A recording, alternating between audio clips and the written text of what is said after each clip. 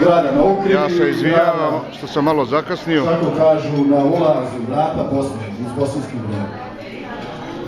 U ime organizacijskog odbora Nihana Skelića i njegove supruge, Jasmika Mačinovića i njegove supruge, Tomice Popovića, Rizaha Babića, Miška Vujnovića, u moje ime i u ime svih drugih koji su pomogli u organizaciji ove večeri, dobrodošli i uživajte.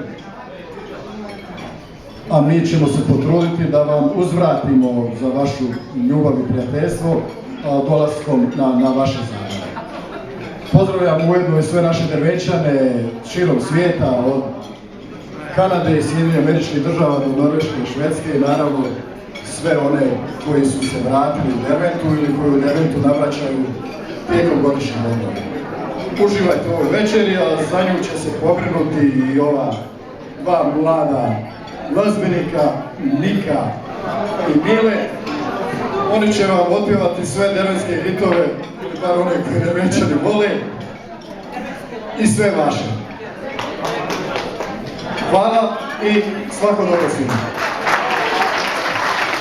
Evo, to je naš dragi Rašo, nas pozdravio sve Drvenčane.